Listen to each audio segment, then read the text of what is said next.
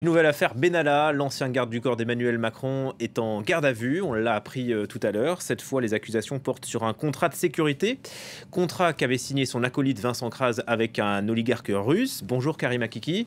Ça lui vaut des accusations de corruption et de blanchiment de fraude fiscale. Ce matin, les policiers de la police judiciaire de la brigade de répression de la délinquance économique sont arrivés à son domicile parisien. Il a été arrêté et placé en garde à vue, comme vous le disiez, avec sa femme. La justice lui reproche quoi? Il s'agit d'un dossier particulier, vous le disiez, avec Vincent Kras. Ils ont tous les deux créé une société qui s'appelle Velours, et cette société a proposé des services de protection à des oligarques russes.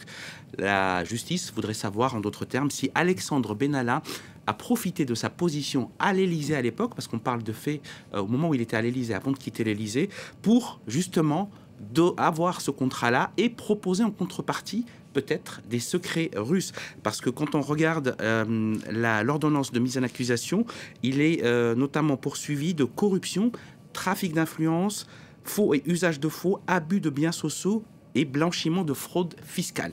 C'est pas rien, hein. Les chefs d'accusation sont terribles. Eh bien, Alexandre Benalla va rester en garde à vue probablement toute la journée pour faire la lumière sur cette affaire et voir dans quel contexte cette société a pu émettre ses contrats avec certains oligarques russes alors qu'il était au cœur du système Macron à l'Élysée. Alexandre Benalla qui est cerné par les affaires, il a été inquiété dans d'autres dossiers, Karim. Et condamné, même, il a été condamné à 3 ans de prison, dont un ferme, 500 € d'amende. Cette fois, c'est dans l'affaire de ce qu'on appelait la contre-escarpe, c'est-à-dire il est intervenu en tant que policier avec un faux brassard, alors qu'il n'avait pas le droit dans une manifestation du 1er mai où un couple au moins a porté plainte pour coups et blessures. Il est poursuivi dans d'autres enquêtes également pour la détention des passeports diplomatiques et l'utilisation de ces passeports diplomatiques alors qu'il n'avait pas le droit.